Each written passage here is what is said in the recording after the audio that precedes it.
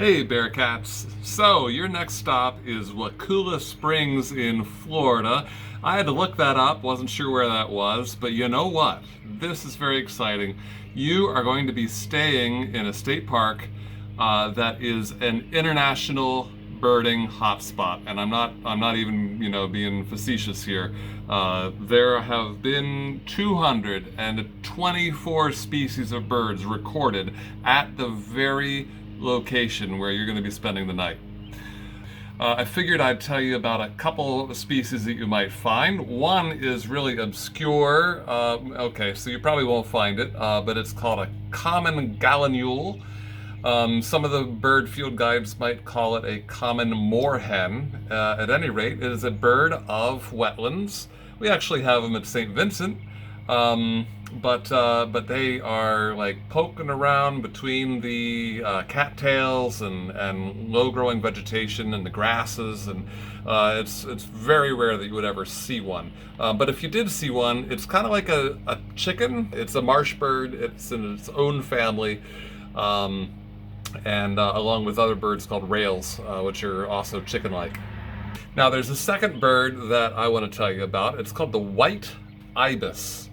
And this is not a bird that I'm familiar with. I don't think I've ever seen it, but I did a little bit of research, and it is very, well, I don't want to say very common, but it's fairly common in the panhandle there of Florida, or actually the whole state of Florida for that matter. If you are to see a white ibis, you're likely to also see 5,000 of its closest friends. Even when they're breeding, they'll flock together and look for food all together as one big flock.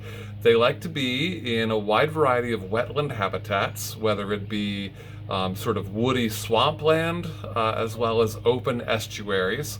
They prefer the freshwater wetlands, and in those wetlands they will be finding crayfish and fiddler crabs, occasionally small fish and frogs, and aquatic insects. Those are the things that they like to eat.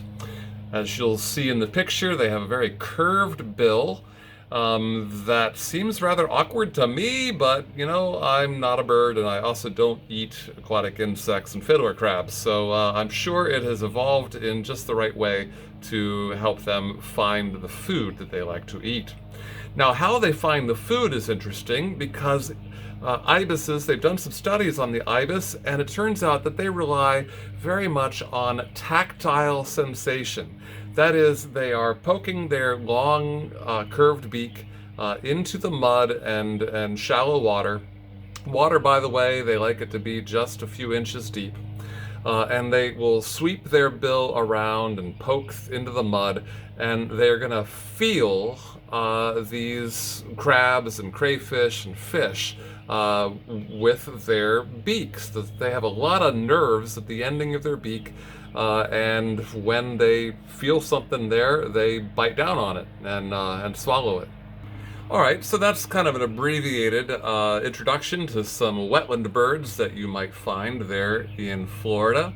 I want to end by telling you that I myself and 13 other students and Dr. Duenas, who's also a professor in biology, all of us tomorrow are going to be participating in the World Series of Birding, and we're going to be competing in 3 different teams from St. Vincent against other teams to see the most or greatest number of species of birds in one 24-hour period. So we'll be starting at midnight and going on until 10 p.m. at night, and we hope to be finding around 120 species of birds there at Cape May. Very exciting time of year. It's when the migrants are arriving. Cape May funnels those birds into that peninsula, and so we should find a lot of migrants and also a lot of wetland birds because there's plenty of coastline and marsh there. So wish us luck and good luck on your rest of the journey, and I'll see you in a couple days.